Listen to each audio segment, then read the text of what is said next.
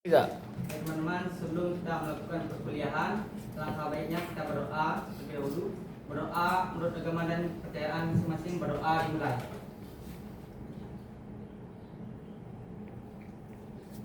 Berdoa selesai.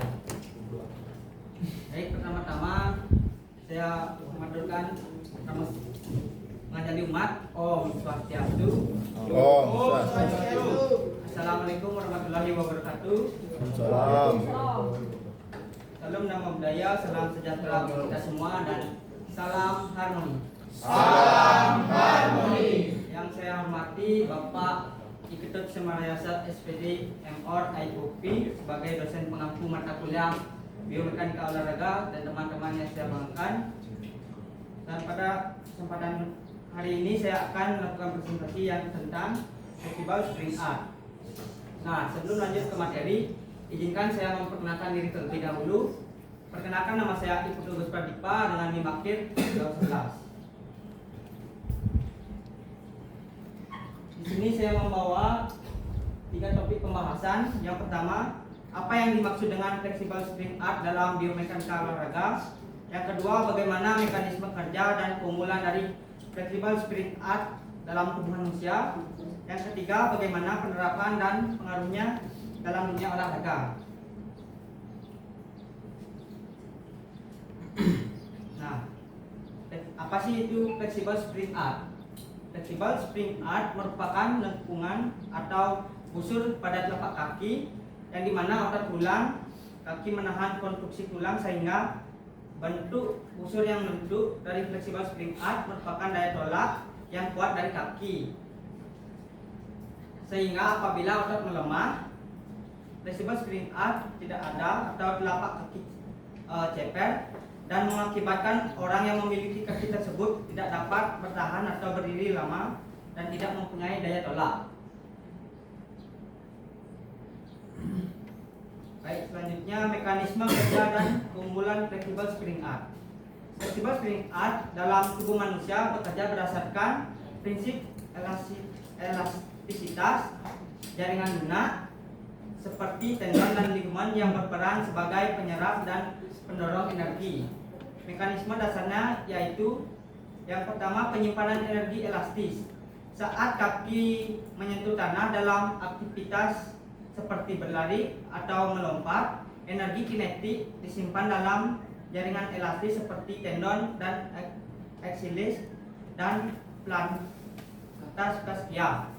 Yang kedua, pengembalian energi. Setelah fase penyimpanan, energi tersebut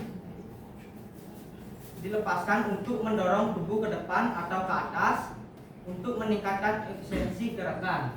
Yang ketiga, distribusi beban. Lengkungan fleksibel membantu menyebarkan beban secara merata untuk mengurangi stres pada sendi dan tulang.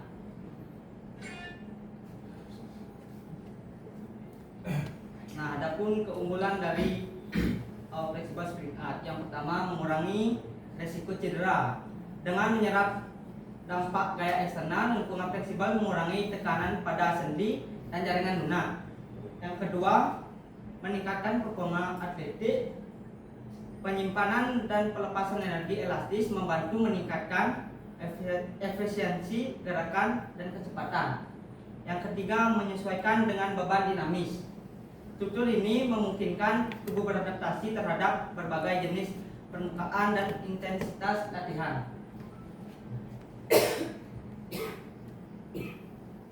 Baik, adapun penerapan dan pengaruh flexible spring art dalam dunia olahraga. Nah, flexible spring art memainkan peran penting dalam berbagai cabang olahraga seperti yang pertama, lari sprint. Pemanfaatan lengkungan kaki yang fleksibel meningkatkan efisiensi langkah dan mengurangi kelelahan otot. Yang kedua, lompat jauh dan lompat tinggi.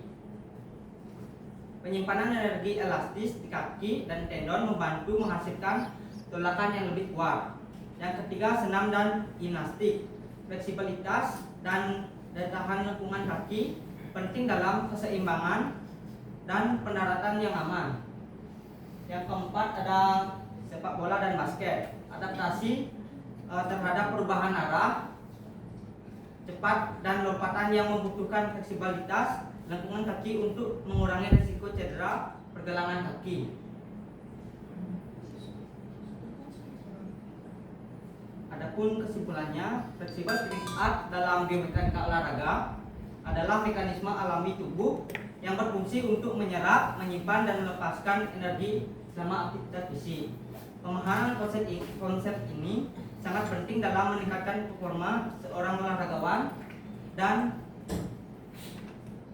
mencegah cedera terjadi, terutama dalam olahraga yang melibatkan lari, lompat, dan gerak eksplosif lainnya. Dengan latihan yang tepat dan mengoptimalkan fungsi lengkungan fleksibel tubuh untuk meningkatkan efisiensi gerak. Selanjutnya kita masuk ke tahap sesi diskusi.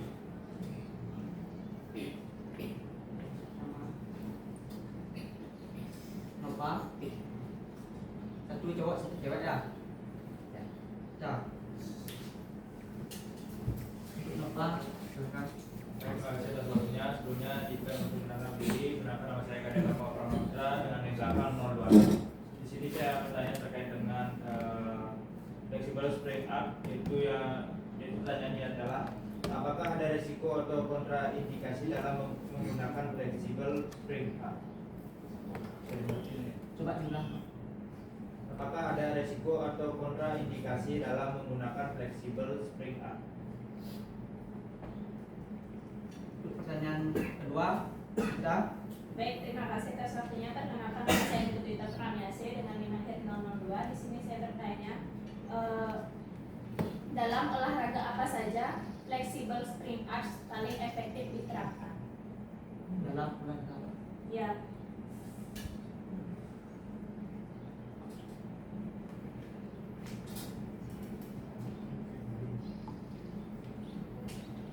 Terima kasih atas pertanyaannya.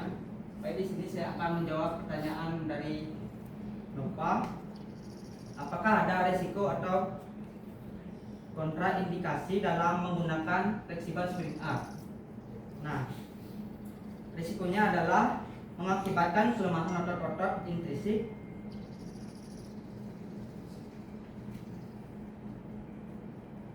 kaki ketika dukungan pasif dan ligamen berkurang.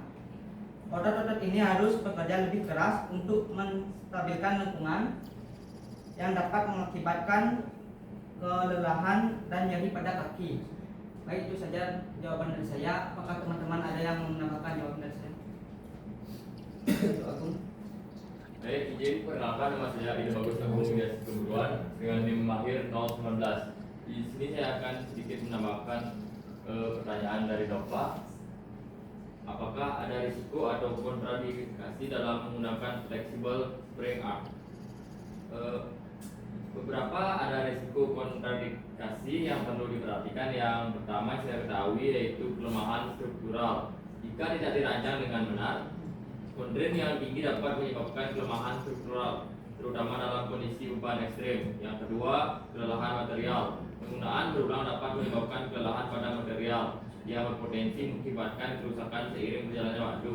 Yang ketiga, biaya pemeliharaan. Struktur yang fleksibel mungkin memerlukan pemeliharaan lebih sering dibandingkan dengan struktur yang lebih kaku. Yang keempat, ada resonansi. Dalam beberapa kasus, struktur fleksibel dapat berisiko mengalami resonansi yang dapat menyebabkan getaran berlebih dan kerusakan. Yang kelima, ada ketidakstabilan. Jika tidak diimbangi dengan baik, kacauan dapat menyebabkan ketidakstabilan, terutama dalam kondisi angin atau beban lateral yang tinggi. Yang terakhir, yaitu yang keenam, ada material yang tepat.